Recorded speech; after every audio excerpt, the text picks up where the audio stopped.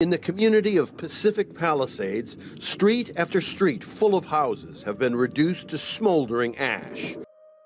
जी तो दोस्तों एक और नई वीडियो आप लोगों के सामने लेकर आ चुका हूँ। ये वीडियो भी अमेरिका के शहर लॉस एंजलिस में लगी आग के मुतल्लिक है। आज हम इस वीडियो पर रिएक्शन करेंगे। अमेरिका के शहर लॉस एंजलिस में आग लगने की क्या वजह है, क्यों लगी है, और आज हम सुनने वाले हैं ये सब कुछ आज की इस वीडियो में।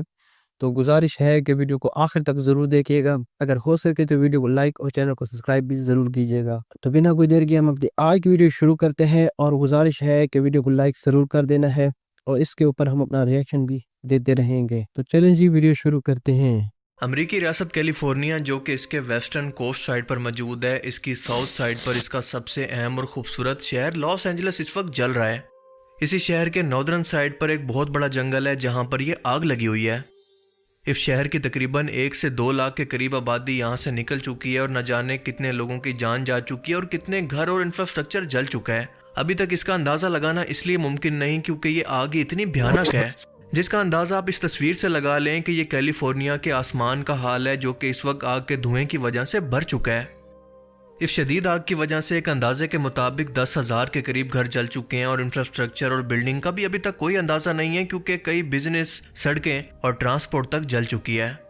सोशल मीडिया पर इसके ऐसे दर्दनाक मनाजिर देखे जा सकते हैं जो कि कमजोर दिल लोग शायद देख भी ना पाएं, और इसीलिए यूट्यूब पॉलिसीज की वजह से वो मनाजिर मैं आपको यहाँ पर दिखा नहीं सकता। लेकिन आप इससे अंदाजा लगा लें कि ये इस इफेक्टेड एरिया के पहले की तस्वीरें हैं और ये इसके बाद की। एक अंदाजे के मुताबिक $100 बिलियन से ज्यादा का नुकसान हो चुका है और 1 से 2 लाख के करीब ये जगह छोड़कर जा चुके हैं। लॉस एंजलिस शहर हॉलीवुड भी कहलाता है जहां पर दुनिया की अमीर तरीन सेलिब्रिटीज, खसूसन हॉलीवुड सेलिब्रिटीज के समंदर के किनारे बंगले मौजूद हैं, क्योंकि ये शहर समंदर के किनारे आबाद होने की वजह से इंतहाई खूबसूरत और महंगा तरीन शहर माना जाता है। अब बहुत से लोग इस कुदरती आफत को गजा के अंदर जारी इसराइली जुल्म का साथ देने की सजा भी बता रहे हैं, खास तौर पर वो सेलिब्रिटीज जिन्होंने सोशल मीडिया पर अपनी सपोर्ट इसराइल के हक में दिखाई, और इनमें से कई मशहूर सेलिब्रिटीज के घर भी इस आग के अंदर जल चुके हैं।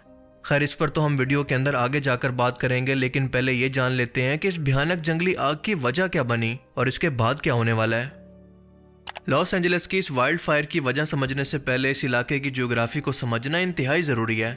जैसा कि मैं पहले बता चुका हूं कि कैलिफोर्निया अमेरिका के वेस्टर्न कोस्ट साइड पर पैसिफिक ओशन के साथ मौजूद है और यहां पर कैलिफोर्निया शहर के पास मौजूद जंगलों के अंदर एक जगह पर नहीं बल्कि कई जगहों पर ही आग लगी है।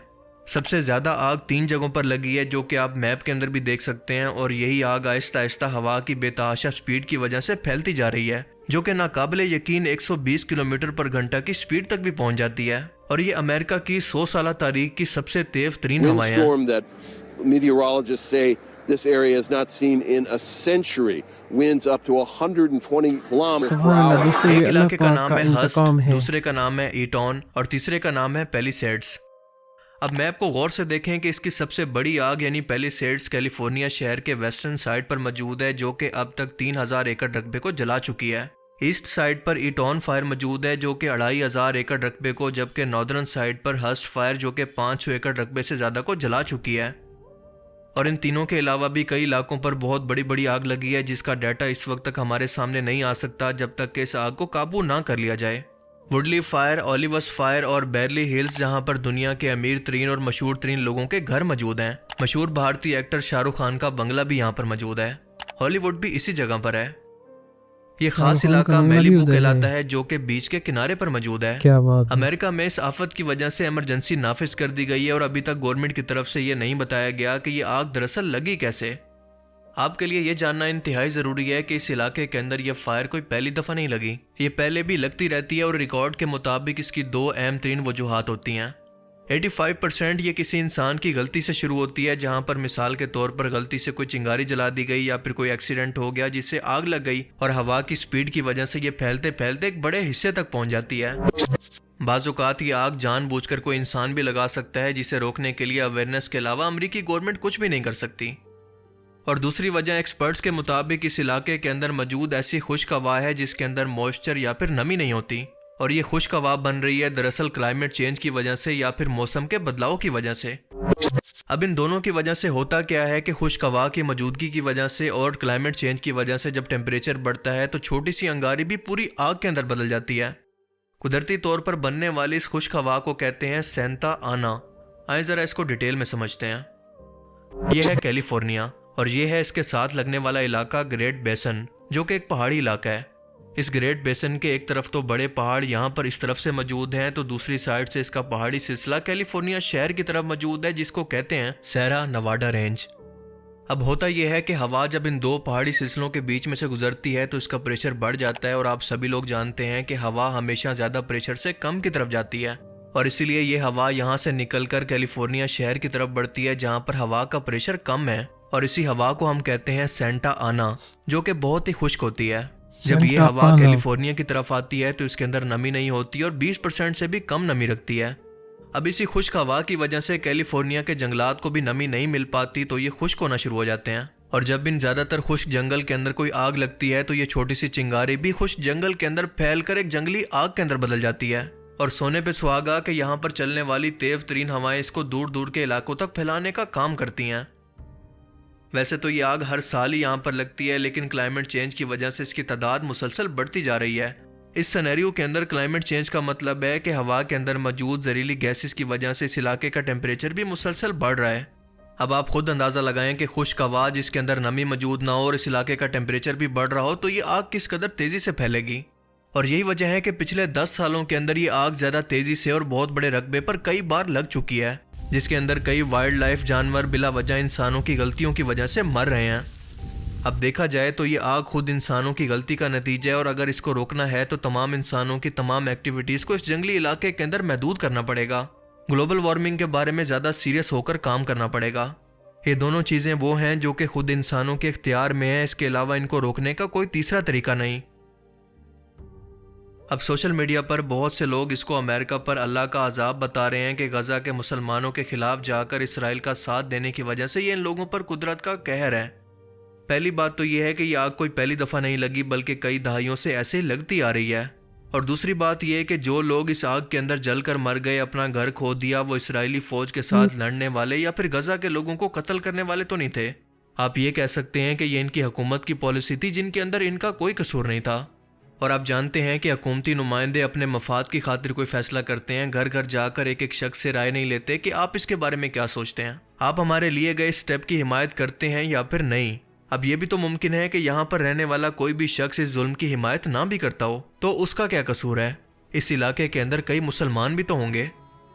और तीसरी बात कि हम मुसलमानों की एक आदत ही बनती जा रही है कि हम अपनी नाकामियों और कमज़ोरियों को दूसरों पर डालकर खुद को तसल्ली देते हैं। आप मुझे बताएं कि क्या जंग के अंदर सहाबा कराम का रवैया ये होता था कि दुश्मन से बराबर जाकर लड़ने की बजाय वो मैदान जंग के अंदर बैठकर इनके लिए बद्दुआ करते।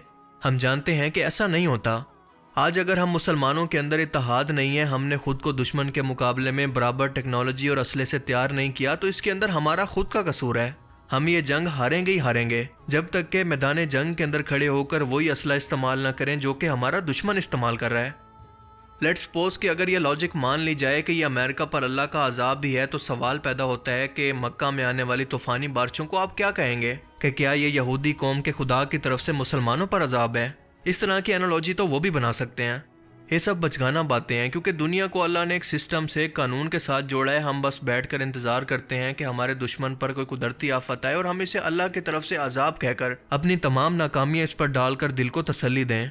मगर दुनिया ऐसे नहीं चलती, क्योंकि अगर आपको दुश्मन का मुकाबला करना है तो इसके बराबर आपको तरक्की करनी होगी। इसके पास अगर तलवार है तो आपके पास भी तलवार ही होनी चाहिए।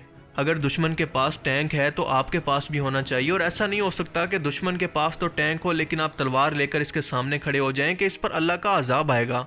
और बिल्कुल इसी तरह से जो इंसान असबाब को इख्तियार नहीं करेगा, अल्लाह ताला ने उसकी मदद का कोई वादा नहीं किया। लिहाजा अपनी गलतियां मानकर इनसे सीखकर खुद की इस्लाह करने की बजाय हमारी नाकामियों का मलबा कुदरती आफत पर डाल देना बहुत बड़ी बेवकूफ़ी है। क्योंकि जब तक हम अपनी गलतियों को मानेंगे नहीं, भला इसकी इस्लाह करने की कोशिश ही क्यों करेंगे।